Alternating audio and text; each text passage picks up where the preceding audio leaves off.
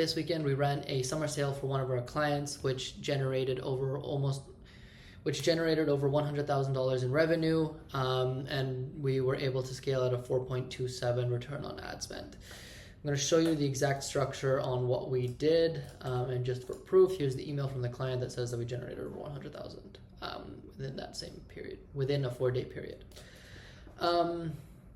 First things first, we have our usual campaigns. So these are our campaigns that are running at all times, not during sale periods. So we have our creative testing campaign, which has our lowest budget. We have our July launches, which has some of our budget, depending on how well that Collapsal collection performs. And then we have our new arrivals catalog, which is basically a DVA.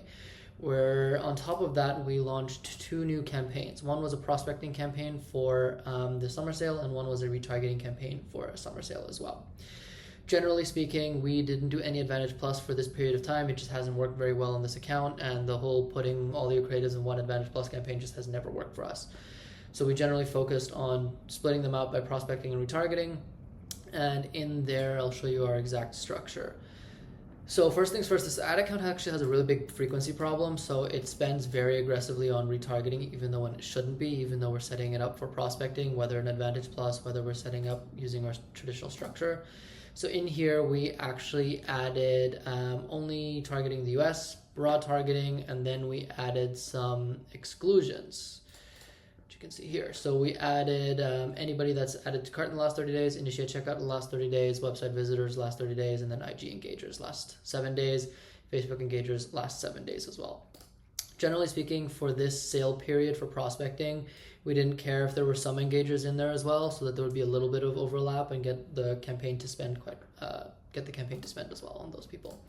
So we have 4 sets. Each set is broken out by creative type. So for example, set 1 is going to be creatives that are videos, which feature the sale that was offered, so 30% off. Set 2 is going to be statics that feature just sale images again. Set 3 was more statics that just had sale imagery as well. And then set 4 was a little bit more videos to focus on the different styles. Each of these sets, we started at about $100 a day in budget. Generally quite low, and we would usually start these a lot higher. That was how we set up prospecting.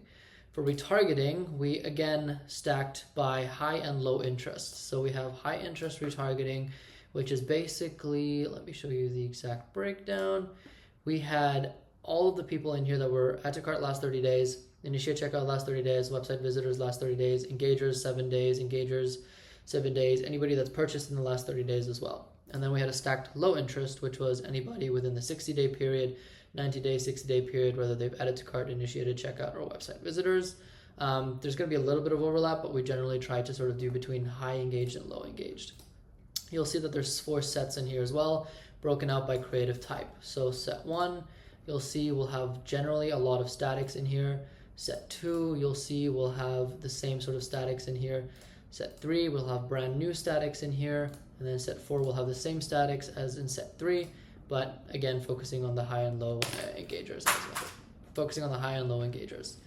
That was the general structure as to how we set things up. We then started by scaling the account from a very low budget.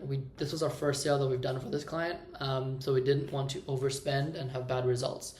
So we started, as you can see here, looking at the history of this period, we started at about 160, and then we very aggressively moved budgets up every few hours. So every 3 or 4 hours, we would move budgets up.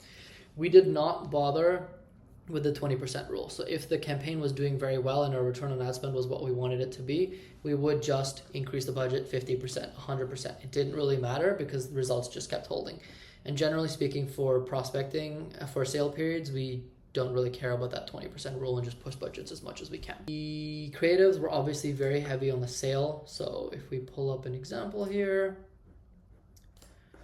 you'll see that we have like an animation that says we never do this, 30% off our site, sale, just showing a bit of the collection and then just going into a very simple video.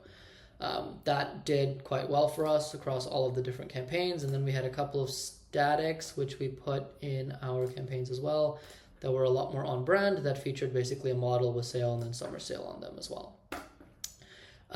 We reset all the budgets every single day at midnight, especially when you're scaling this way and pushing budgets every 4 hours, regardless of the 20% rule. We reset the budgets at midnight. The big problem with that is even if we set the budget at, let's say, $1,000 a day to spend on those days, Facebook would not get to that. And so we would always reset the budgets at midnight and then treat every day as a new day. So for example, if we pull up Friday, which was the first day of the sale, we spent the least. We only did 7,000, but had the highest return on ad spend. If we look at Saturday, we spent almost double with a 4 return on ad spend.